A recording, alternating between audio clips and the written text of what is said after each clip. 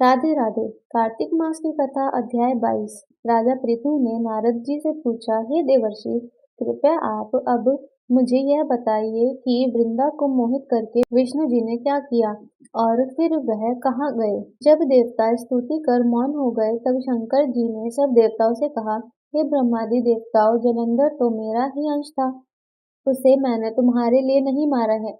यह मेरी सांसारिक लीला है, फिर भी आप लोग सत्य कहिए कि इससे आप सुखी हुए या नहीं। तब ब्रह्मादि देवताओं के नेत्र हर्ष से खिल गए और उन्होंने शिव जी को प्रणाम कर विष्णु जी का वह सब वृतांत कह सुनाया जो उन्होंने बड़े प्रयत्न से वृंदा को मोहित किया था तथा वह अग्नि में प्रवेश कर परम गति को प्राप्त हुई थी। देवताओं ने यह भी कहा कि तभी से वृंदा की सुंदरता पर मोहित हुए विष्णु उनकी चिता की राख लपेट इधर उधर घूमते हैं। अतएव आप उन्हें समझाइए, क्योंकि यह सारा चराचर आपके अधीन है। देवताओं से यह सारा वृतांत सुन शंकर जी ने उन्हें अपनी माया समझाई और कहा कि उसी से मोहित विष्णु जी काम के वश में हो गए हैं। परंतु महादेवी उमा त्रिदेवी की जननी सबसे परे है, मूल प्रकृति परम मनोहर और वही गिरिजा भी कहलाती है। अतएव विष्णु का मोह दूर करने के लिए आप सब उनकी शरण में जाइए। शंकर जी की आज्ञा से सब देवता मूल प्रकृति को प्रसन्न करने चले। उनके स्थान पर पहुंचकर उनकी बड़ी स्तुति की। तब एक आकाशवाणी हुई कि हे देवताओं, मैं ही तीन प्रकार से तीनों गणों से पृथक होकर स्थित सत्य गुण से गौरा, रजोगुण से लक्ष्मी और तमोगुण से ज्योति रूप हूँ।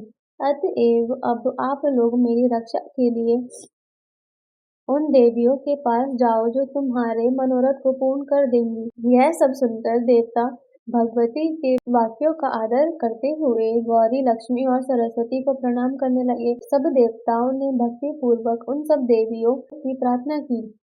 उस स्तुति से तीनों देवियां प्रकट हो गईं। सभी देवताओं ने खुश होकर निवेदन किया। तब उन देवियों ने कुछ बीज देकर कहा, इसे ले जाकर बो दो तो तुम्हारे सब कार्य सिद्ध हो जाएंगे।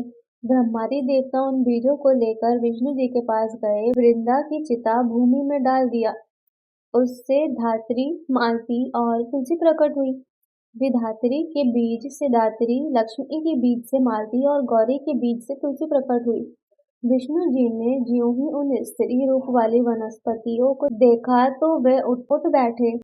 कामासक्त चित्त से मोहित हो उनसे याचना करने लगे। धात्री और तुलसी ने उनसे प्रीति की। विष्णु जी सारा दुख भूल देवताओं से नमस्कृत हो अपने लोक वैकुंठ धाम को चले। वह पहले की तरह सुखी होकर शंकर जी का स्मरण करने लगे। यह आख्यात शिव जी की भक्ति देने वाला है। हे कार्तिक महाराज, इस कहानी को सुनते सभी भक्तों पर अपनी कृपा बरसाना। जय कार्तिक महाराज। राधे राधे।